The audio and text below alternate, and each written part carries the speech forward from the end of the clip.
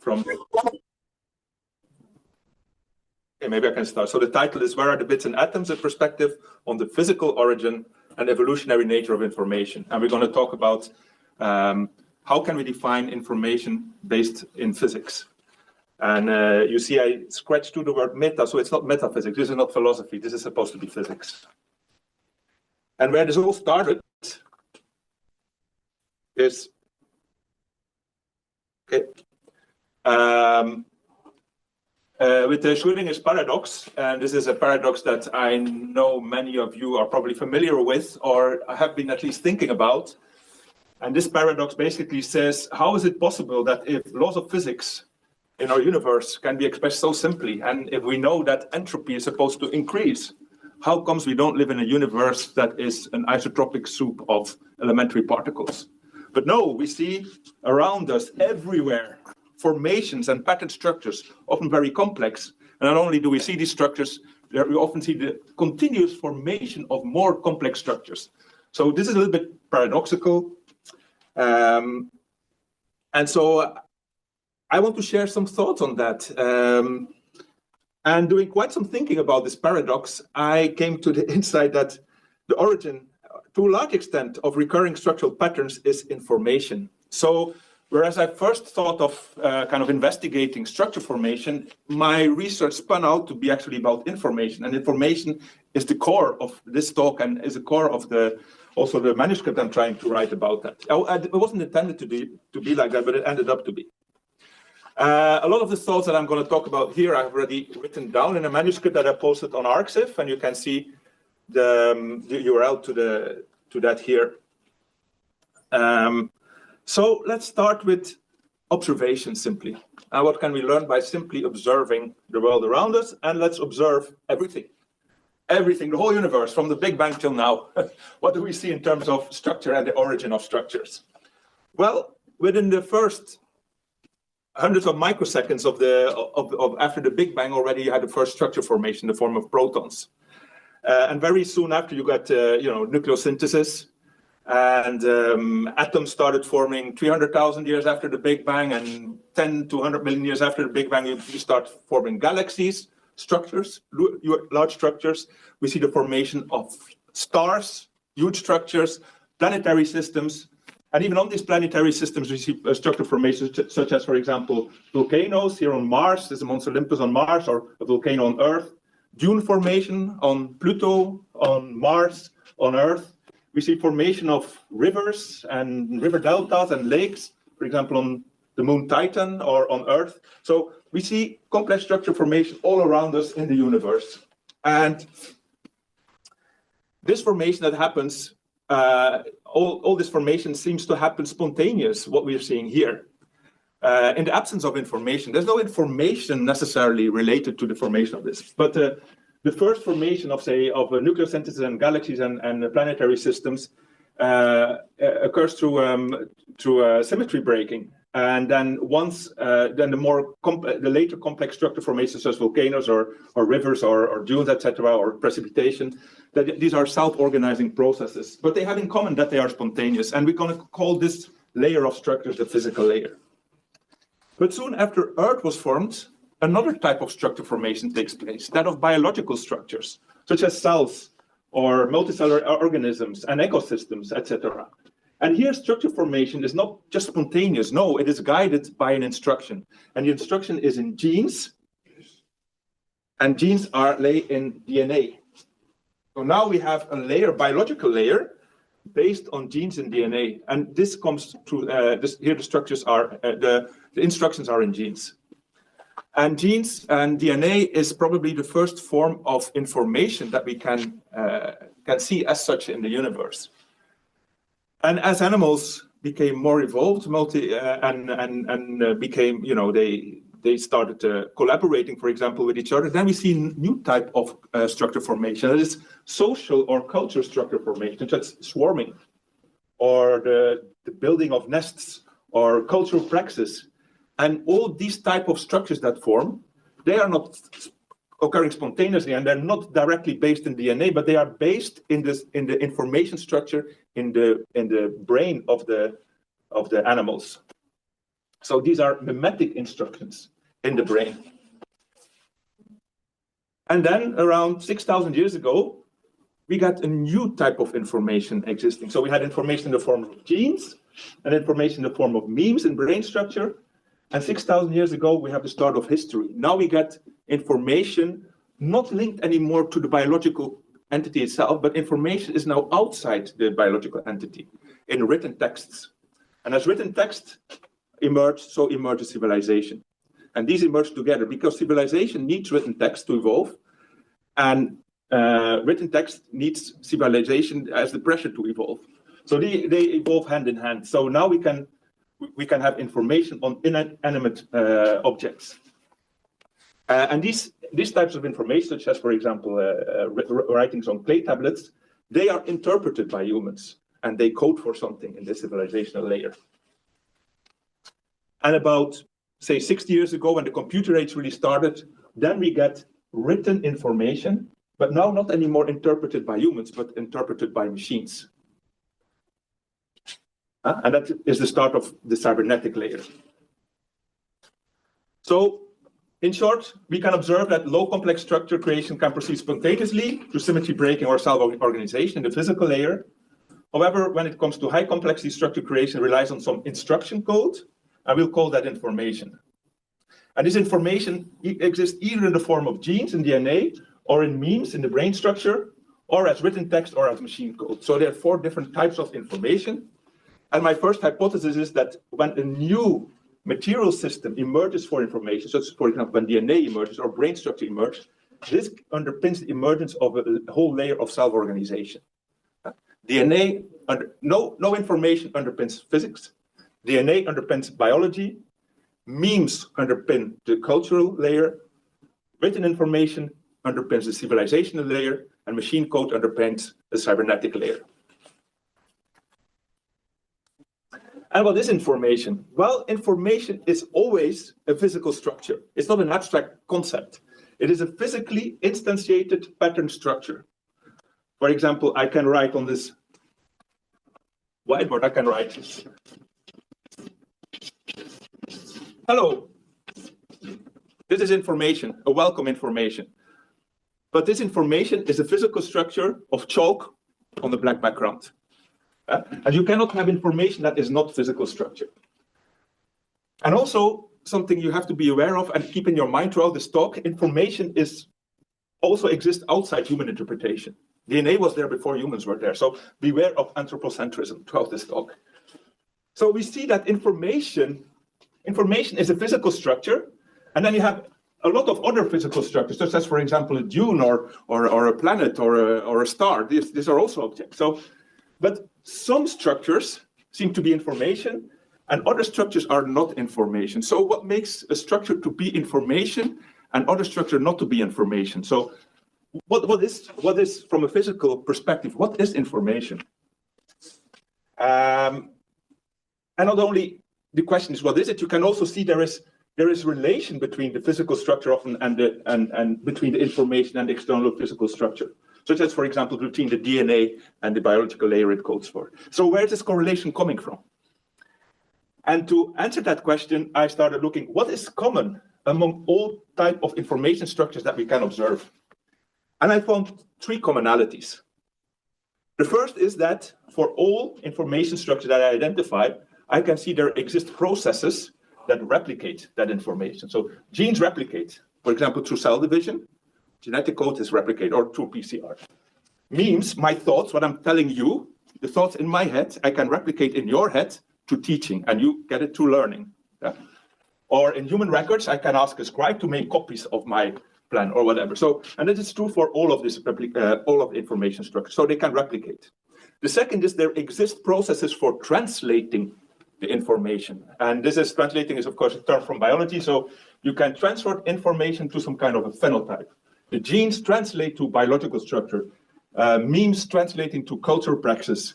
Human records translate to civilizational structures. And machine records translate into machine actions. And the third thing that they have in common is that they can variate. And I'm going to go in detail what I mean with variate, but the easiest form of variation is random mutation. So for now, you can think mutation. information can mutate. So if I have a gene that's programmed for a certain cell, or a genetic code programmed for a certain cell, then if I make mutations, I will also be able to make cells, but they are variant cells. And this is true for all information. So for example, what I'm teaching you now, you may interpret, but you can maybe improve what I'm telling you. So you can make variants that are perhaps better. So we see that this is the same picture, but now sewn together. So information can replicate, or there are processes for replication. There are processes for translation, and there are processes for variation to make an information variant. And not only that, this variant of the information can also replicate and can also translate. And not only can they replicate and translate, but they can do that using the same mechanisms as the original. And this is very important. So the mechanism for, if I make a plan for a house and I give it to a builder to build my house, I can make a variant of that and give it to the same builder. And he can, he can make, for example, the same builder can make a house that will be different because I changed my plan. So these processes are similar. That's very important. And so what happens actually now, I think this kind of picture we can use to define what is information from a physical perspective. So my hypothesis, the first formulation is information equals or can be defined as a physical structure that has associated replication, variation, and translation processes. But what happens in reality where this is the case? If this happens, if you can make variants of information that are stable and that can also replicate and create their own phenotype, something happens, and that is evolution.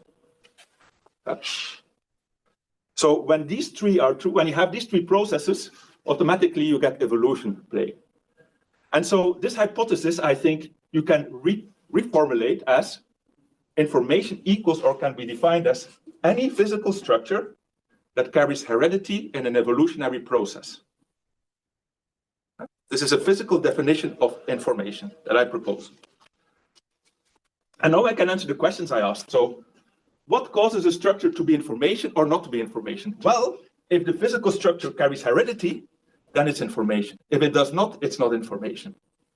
And what is the relation then between the information and whatever it measures for or it codes for? Well, this correlation is an evolutionary relation. Okay? So the essence of information is that it's the carrier of evolution. And it should be defined as such. That is what I'm hypothesizing.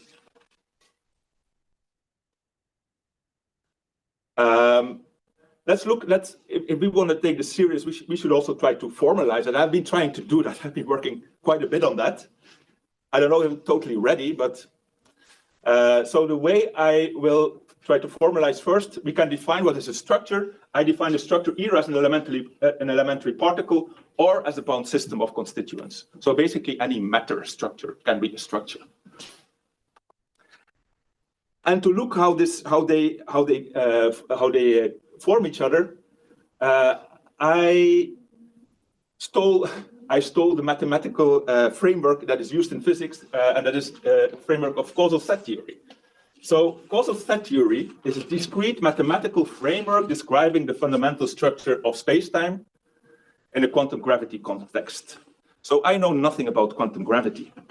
But when I was reading a paper about it and I saw the physical way they described that, I immediately understood that this is I've been trying to draw out the node and edge networks, but when I saw this framework, I understood this is the framework I need to explain how information and how structures evolve. And so I steal their mathematics and I apply it to structure formation. And so basically I make a network. So all structures I identify, I can put in a network.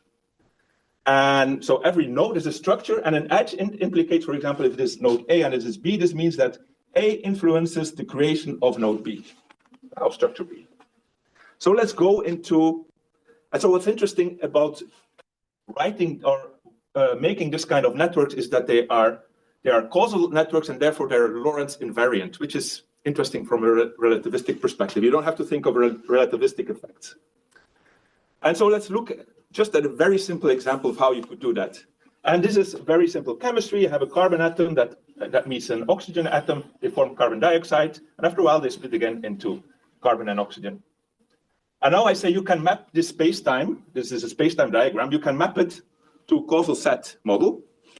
And I just take specific pieces of the world line of these molecules, and I map them to a node, you see? And then I create a causal set that is a reflection of the space-time.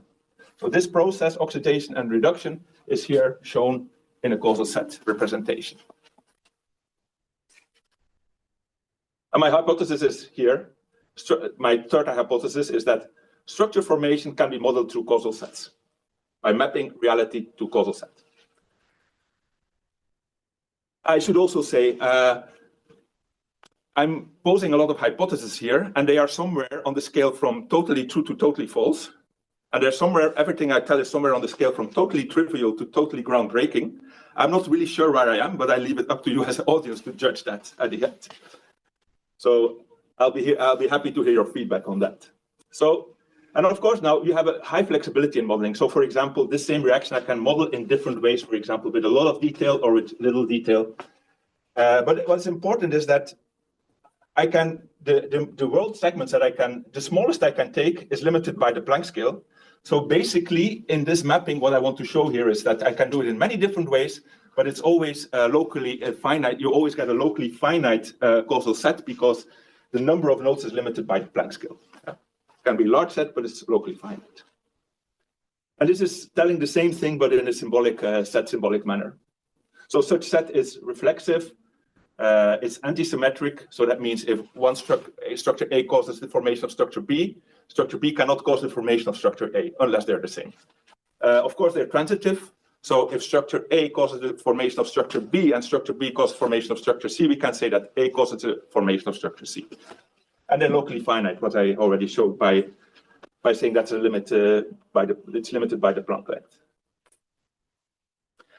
Let's continue and let's do that again with examples. The easiest is to look at examples. Here again, we see the same type of chemical reaction, the oxidation of carbon by an oxygen molecule, but here it's catalyzed by a platinum atom.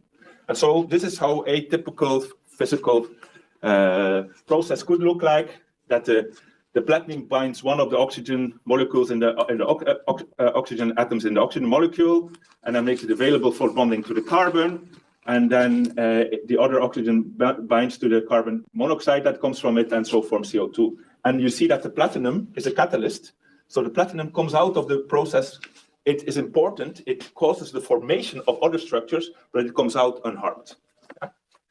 And so that is basically, we can, let's first say, if I have a causal set V, for example, any subset, for example, the subset S of such a causal set, any subset that contains at least one edge is a process, is a physical process. Yeah?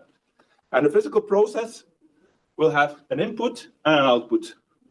You can easily define those. And in this case, what's particular about this physical process is that there is a catalyst, and I call this in general a template. And a template is a structure that is present in both the input and the output, and that is involved in the creation of other structures in the process, but without kind of, being changed itself. And then you can, of course, in set theory, define it in a more stringent way.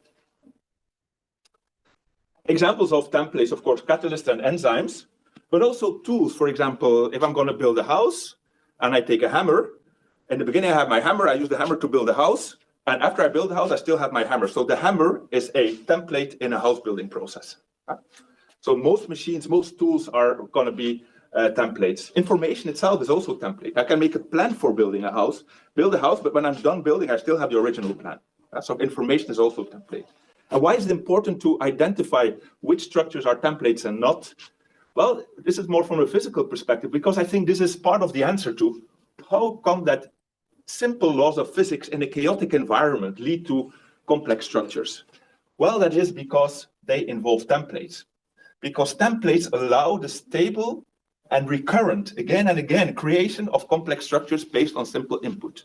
They can guide the laws. They form a guidance in the process, so the laws of physics create complex structures in a repeatable manner. And that's why it's important to understand there are certain structures that will work as templates. Let's give examples of templates. Here I have a process. This is the printing of a text file from a computer to a sheet of paper using a printer. So I have an operator who has a text file on his computer. He has a blank sheet of paper, a full ink cartridge, and a printer. And at the end of the process, The operator is the same, the text file is the same, and the printer is the same, so they are templates in the process, but the blank paper is now a printed text and the full cartridge is a used cartridge. So this is an example where we have 3 templates in this process.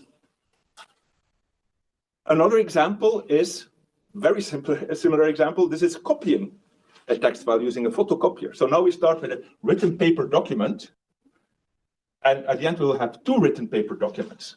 So there's a slight difference from printing, because what we're having here is that actually one of the structures in the output is templated by a structure in the input of its same category. Yeah?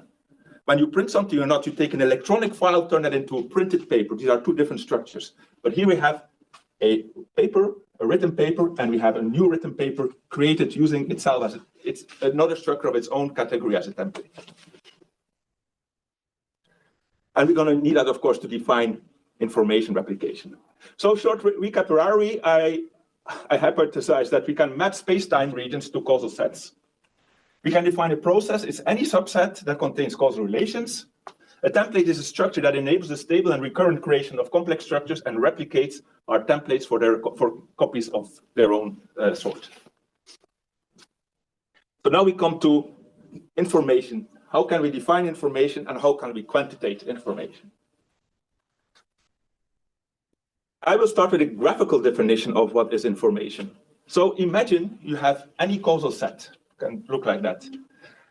I pose that if in this causal set you can find 5 specific subsets, and they're written here, they're S, S prime, S double prime, triple prime, and S quadruple prime. If I find these 5 subsets, and if in these subsets, in one subset, a structure is replicated, in another subset, that same category structure is translated, in yet another subset, that structure is variated into a variant, and if I find a replication of this variant using the same template, and if I find a translation of that variant using the same template as the original, if I can find these 5 subsets in this causal relation, then by definition, the green nodes are information, the yellow nodes are information variants, and the purple and the orange, they are phenotype. So this is a way of how can we define which structure is information and which not. If you find this type of subsets, you define this node must be information. So my hypothesis, information can be defined as patterns in causal set models of structure creation. And this is saying exactly the same thing, but now in a symbolic notation. Let's go for some examples. So let's look at how such a replication, translation, and variation process can look like. I'm going to go quickly over translation and replication because I already showed them. So I'm going to show one by one these pictures again, these 3, and show how they in reality could look like. So for example, a replication process, we already have that. That was copying a text file using a photocopier is a replication process, and you can see the written document is copied in 2, and then we have the template structures here, the operator and the copier. And I already gave the example also for a translation process, for example, printing a text file from a computer file to paper, where I can see that information here is the text file, the computer file, and the phenotype will be the printed text on paper. And the template here is the printer. Now we come to variation, and I have told before variation, the easiest way to understand this is mutation, but now I'm going to show what other types of variation we can think of. So variation is basically the change of information into information variant. And the simplest way is, for example, a mutation. And here you see, for example, how a random RNA mutation could be depicted in a causal set. You have RNA, a photon hits it, so it kicks out a nucleotide. So it changes the RNA, but then comes a new nucleotide and binds, and you get a variant of the RNA. So this is a mutation. Sensing is also a way of variation. So in sensing, you have a sensor that is the template, and you have the original sensor data that changes into a variant of the sensor data, and the variant of the sensor data is influenced by an external influence. And the sensor changes the sensor data based on this external influence. So what I'm doing here is I'm trying to show that any information processing that you are familiar with can actually be written or can be shown in the form of a causal set. Another example is communication, where you want to send something from a sender to a receiver, and the sender has sender data and the receiver has receiver data. And basically what's happening here is that the receiver data information is changed from its original to variant based on the sender data. And you see the sender data, the sender and the receiver are coming out unhindered, and they will be templates for this process. And a fourth example is, for example, the training of an artificial neural network, where you have the weight space being the information, and the weight space can change from an original to a variant, where the machine that is training the weight space is then, of course, it's a template. This is showing how you can translate our existing information engineering processes into causal sets. That's what I'm trying to show here. So now, how should we quantitate information? If you ask an information scientist how to quantitate information, he or she will probably say it's you should use best is to use Shannon entropy to measure information, which is true to some extent. But I would say if you define information to be the hereditary agent of an evolutionary process, you should quantify it. Information should be quantified by its evolutionary fitness. I'm going to show that this fitness is actually related to some extent also I show that. So this is the way to do that. For example, if I have a process S with an input and an output, I can simply define fitness as being the number of information copies in the output divided by the number of information copies in the input.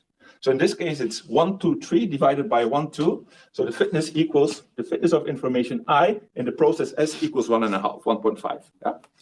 And you see this is a fit process. So this information is very fit because it's increasing. Of course, this process is where the amount of information decreases, and then you see information is dying out. For example, if I make a very bad song and I sing it to you, you're never going to copy it. So it will be 1 here, 0 here. Bad evolution. If it's a great song, you're going to teach it to your kids, and we're going to have a positive growth. Yeah?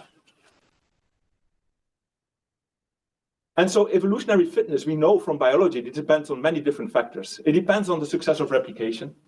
It depends on the resilience of the structure in the environment. It depends on competition with other structures in the environment. It depends on its own robustness. It depends on the efficiency in which it can replicate, etc., etc.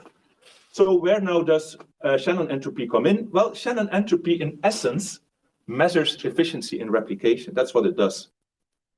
And so Shannon entropy, to some extent, measures evolutionary fitness, but not to the full extent. Let's have a look at some examples from biology. For example, DNA is the carrier of information in biology. And the DNA consists of 4 nucleotides that form base pairs. So the maximum amount of information that the DNA strand can carry is basically 2 bits per base pair. That's the maximum you can get. But now we see, for example, if you study viruses, you see that the average kind of information density in a virus laid in the DNA or in the nucleic acids in the virus will be between 1.9 and 2 bits per base pair. So you see, it's close. It's not 2, it's a bit lower, but it's very close to this maximum. So a virus is extremely efficient in compacting all the information it needs in a shortest possible manner inside its own envelope, so it can efficiently reproduce. It doesn't have to build itself. It doesn't need a lot of building blocks. So it's going to be very efficient. However, this is also going to be very, very, very vulnerable because any change to it will be immediately kill it. And indeed, what we see, for example, the COVID outbreak, the first virus strains that were distributed, maybe they existed for 6 months or 9 months, but already after 9 months, we had variants of viruses that took over instead. So the original virus most likely doesn't exist anymore. What we see in eukaryotic cells, such for example, human cells are eukaryotic cells, here the information density is quite a bit lower. It's typically in the range 1.5 to 1.9 bits per base pair. And why is that? It's because we have redundancy in our DNA. We have non-coding regions, and we have regions in our DNA that can self-repair. Yeah? So it's less efficient, but it's more resilient. Yeah?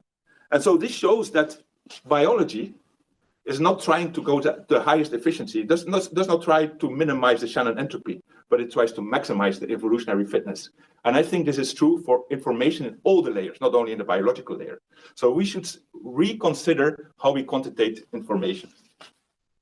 This is also seen in technology. Of course, if, for example, when you have communication over a limited bandwidth channel, there you need to compress your information as high as possible, and then the Shannon entropy will be a very good measure for the fitness of the process, because this is needed. However, when you write computer code and you try to sell new computer code, of course you need to compact your code as to at least some extent, yeah. But it's not so. This is a Kolmogorov of complexity. You will make it as low as possible. But you're not going to push it to the end, because that's ultimately not what's going to drive the economic success of your code. There's other factors that's going to drive the success of your code. For example, how fast can you make it? Or how fast can you distribute it? Not how compact can you make it? Yeah. So here we also again see that efficiency is important, but not all-encompassing. Yeah? There's other things we need to think of. Right. Let's look at self-replicators and revisit our layers of self-organization. What are self-replicators? Well, this is how I define information. Basically, it is the existence of 5 different sorts of subsets in a causal set. And so what I need is, of course, to start with, I need information, and I need a template for its replication, and I need a template for its translation. But for example, in this room, if I have a piece of information here, and one template is in that corner and the other template in that corner, not a lot is going to happen. I will need to transport my information together with my template for something to happen, or to the other template to happen. So this is not very efficient. So if for information to kind of rapidly spread to the environment, it is beneficial if it is bound together in one structure. So all the templates here and all the information is bound in one structure. We're going to call that a self-replicator. And not only does it contain these elements, it should also contain an element, the template for its own self-replication. And if it does that, we call it a self-replicator. And of course, best example is a cell, a bacterial cell or a human cell. It contains its DNA as an information, and all the molecular machinery is there, but it also contains the code to build its own molecular machinery. Self-replicators you have, but not only in biology, you have them actually in all layers of self-organization. I'm going to show some of that. And why is this important? Because a self-replicator is autopoietic. It means it can make copies of itself. And so therefore it has the potential to fill its environment with replicas of itself, and it will do that at an exponential rate if it's not hindered. So this is the way for information to spread efficiently is through self-replicators. So we have to look, if we want to understand what's going to dominate, we have to understand what are the self-replicators in our layer, in our civilizational layer, or our culture layer, or biological layer. And here's some examples. I'm going to show them. So I should say that the concept of self-replicators is not something that I invented here. Actually, von Neumann's universal constructors is a form of self-replicators. And Kaufman also, when he tried to explain the origin of life, he did seminal work in that. And he called this autocatalytic sets of chemicals that can build each other. These are all versions of self-replicators. But I pose that self-replicators actually exist in all the different layers of self-organization, and we should be able to identify them.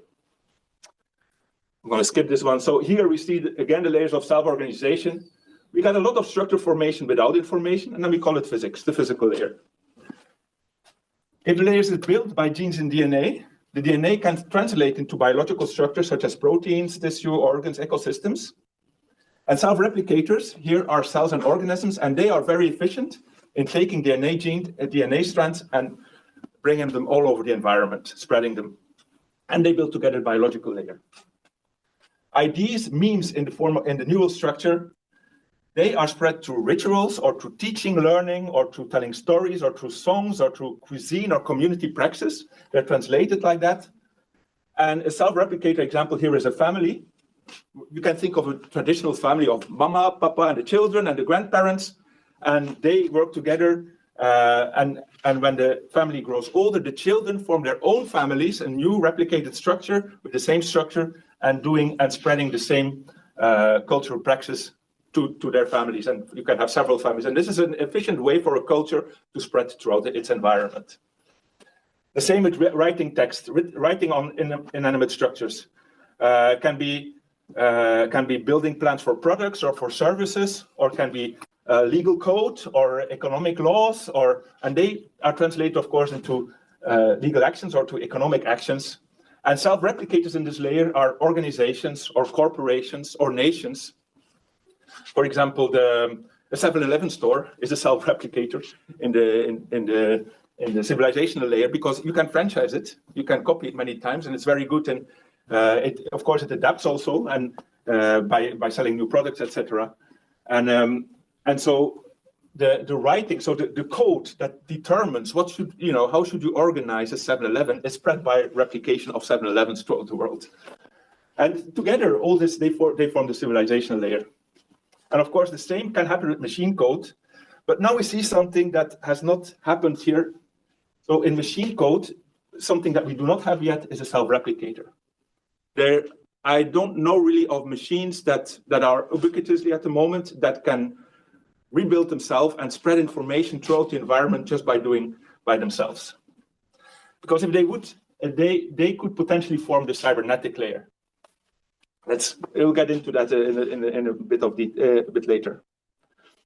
So first things that actually I think you can learn from this perspective is that people working.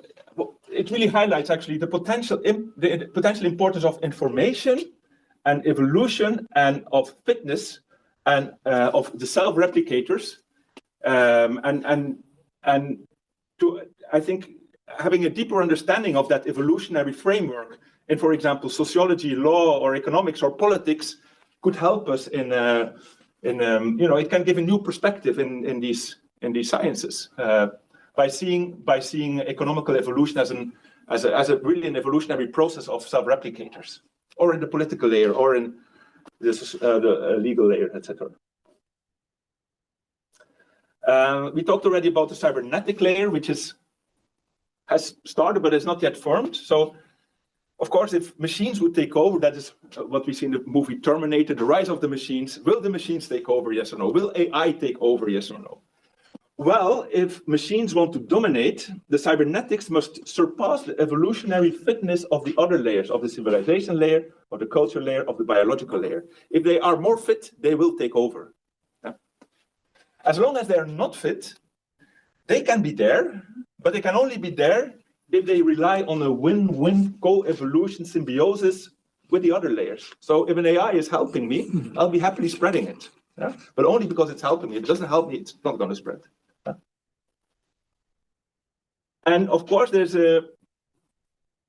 one thing that could happen is that an AI so everything evolves in a fitness landscape, and it evolves, it gets higher and higher fitness, and then a higher and higher likelihood of spreading.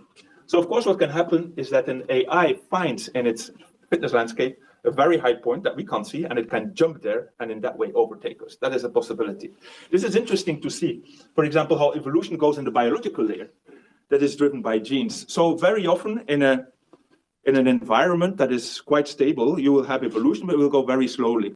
Like you have tiny mutations that make tiny changes and maybe a little bit more fit, and then you get a new animal or a new plant that's a little bit more fit. And so you get very small steps, and you grow to a local maximum in your fitness landscape. But you can't make big jumps. This is not possible in biology.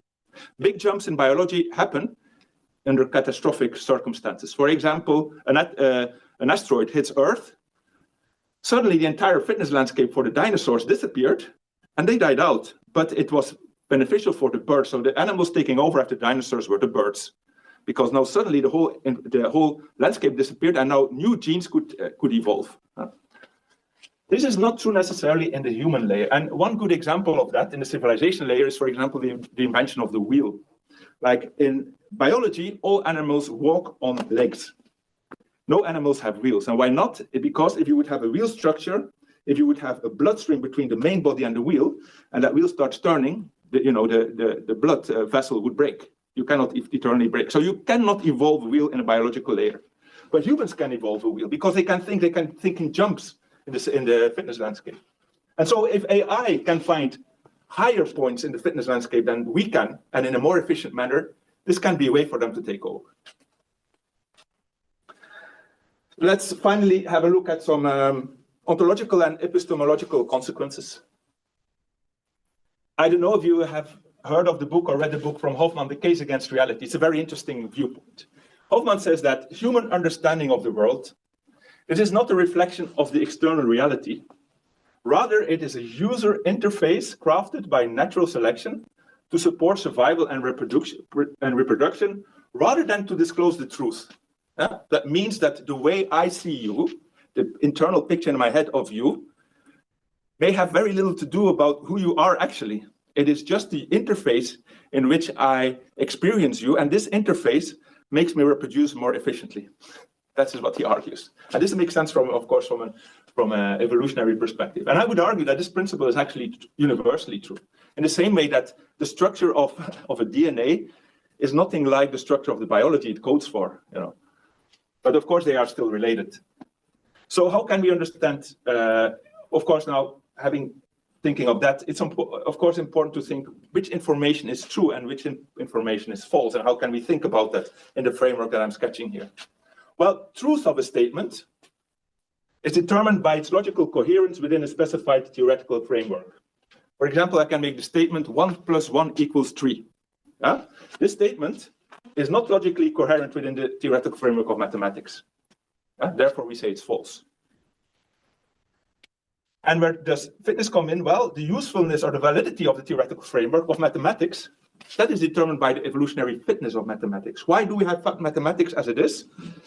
Or mathematics is a structure in your brain, is an information structure in your brain that occurred in the civilizational layer because it aids its evolutionary fit to have good mathematics to aid engineering in the civilizational layer. And therefore, mathematics has evolved to be what it is because it helps us to reproduce ourselves and to build civilization and civilization structures.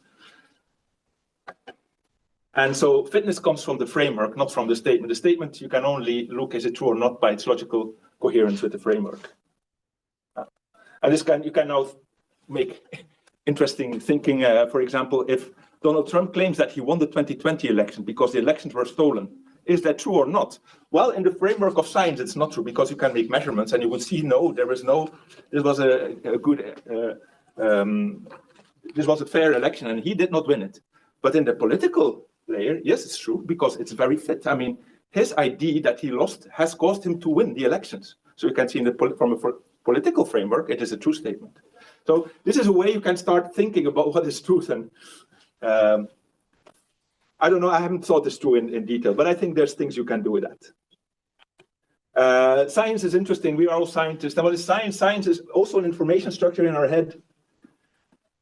And it is it's an information structure in the civilizational layer. And it has a very high evolutionary fitness because it's built to be fit. It is inherently formed to be self-correcting. Whenever we have an empirical measurement that contradicts something that is in the science framework, we will change the scientific framework to fit again to the external reality. And so science is probably the most fit framework we have in our brain at the moment because it's self-correcting in that manner. Right, some conclusions, and next up, we're running out of time otherwise. So I propose 6 hypotheses. Let's go over them. I propose that the creation of complex structures can be modeled through causal sets. Information can be identified through specific patterns in these causal sets, and that's how you can define information from a physical perspective. And then if you do that, you actually form that information equates the hereditary agent of evolutionary processes. And it should therefore be quantified to its evolutionary fitness. And we see that specific information materials, such as nucleic acids or brain structure or clay tablets or paper, the emergence of specific information materials induce specific layers of cell organization. A totally new way of information processing will give rise to a new layer of cell organization. And in these layers of cell organization, it is self-replicators that are autopoietic, that efficiently fill their environment with copies of the information. So these are 6 hypotheses. They're true or false, and either they're totally trivial or they're groundbreakingly new. I leave that up to you. I've been thinking about this for quite a while, and I would like to make a paper on this. But I have not been able to discuss this with anybody. So you're the first people I really propose these theories to. So I'm dead serious to hear, what do you think? Is this trivial or groundbreaking and false or true? So if you're online, I don't know how many people there are, but please, if you can click in the chat field a number. So if you think this is totally true but totally trivial, click 11, write 11 in the chat field. Or if you think that, it's not totally trivial, but not groundbreaking, but totally false, you would write 5.3. So please write what you think. I need feedback. So give me feedback. Where do you think this theory stands? Because if you all think it's trivial and false, I should stop doing this. And if not, I should continue doing this. I need to know that. My only partner I've been talking to here is ChatGPT, and ChatGPT has been super, says, I'm so totally novel and everything is so fantastic. But I'm not sure I can believe it. So I also would like to, if you're interested, I'm interested in collaborating. For one, this is a theory, so it needs to be tested. And I think, for example, cellular automata could be a very good way of testing some of these things. I don't have the capacity to do that at the moment. I'm a lonely person. So if you want to collaborate or think we should have a common master thesis student or something, I'll be very happy. I'll also be happy to sharpening the formal framework, the set theory underlying this causal set to make this fully, because I'm sure there's mistakes in what I've been writing so far. So that should be sharpened if you're interested in that. And not on the list, I think there's much deeper questions we can look into this, and they're often related to the alignment or non-alignment of fitness in the different layers. For example, in the cultural layer, we have, once we start interacting, organisms start interacting, the feeling of justice emerges, and we should treat each other just. And it's not humans that think that, even animals, you can say they have a feeling for justice. That's in the cultural layer. Now, in the civilizational layer, we have a legal framework, and the legal framework is built to give you legal security, not to give you justice. But somehow we presume that the legal framework and the feeling of justice, that they should be aligned. So we see different self-replicators or different concepts in different layers should be aligned, or we presume them to be aligned, but they are not always aligned. And what does that mean? For example, a totalitarian state can be super efficient, but it makes the biological layer very unhappy. And is that possible? Is that long-term possible? Yes or no? Can this way of thinking be a way to address some of these questions? I don't know. So if you're in law or in economy or sociology or politicology, and you think this is an interesting framework to look at some of these questions, take contact with me. For example, sustainability. How can we understand sustainability throughout these layers, and how should we think about that? I think there's things to be learned, and I would like to do that with other people if possible. Right?